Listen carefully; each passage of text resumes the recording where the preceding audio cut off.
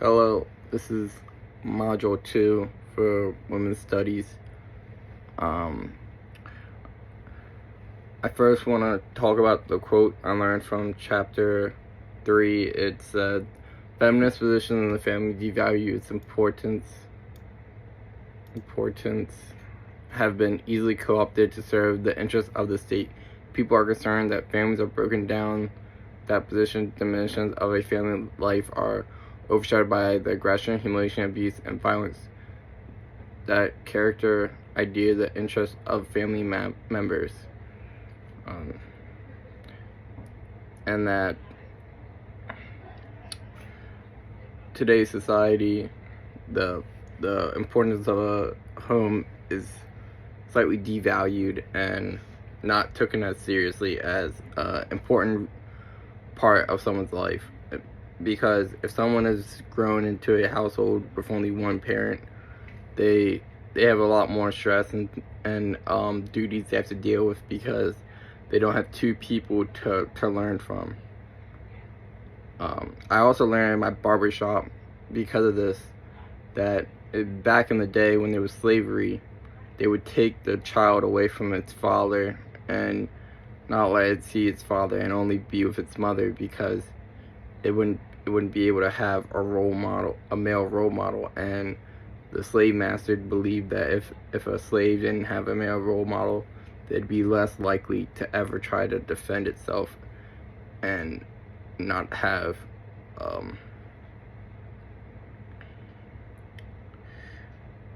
a way of coping with hard times. Another quote is, "It would be foolhardy indeed to deduce from this evidence that women place in the home, but there are foolhardy men." That a lot of men still in today's society believe that women don't belong in the workforce. I try to expand on that. I work in construction, and I feel as though even in today's age, you still hear things about women not being able to be fit for the job. I'm a big advocate. I think women are great in construction, actually. I think there needs to be more women in construction. My job site, there's about 50 of us in my company. I think there's 3 women on our job site right now out of the other 47 men.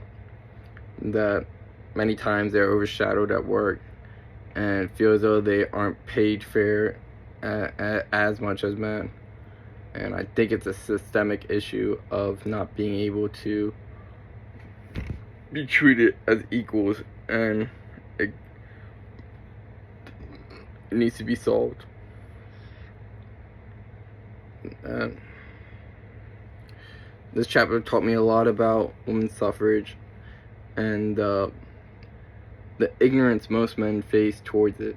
That it's hard to explain to someone the life you live if they never have to live it. I'd like to wrap it up with any other quote. That many of society puts all the blame on women. When there is something wrong, they'll say that women aren't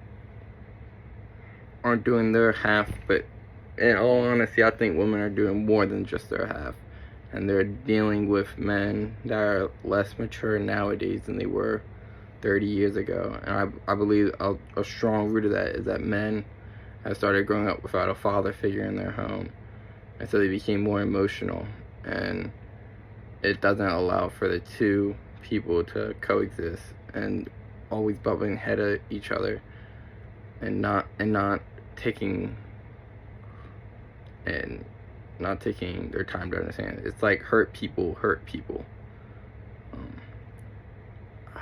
That's about it. Thank you.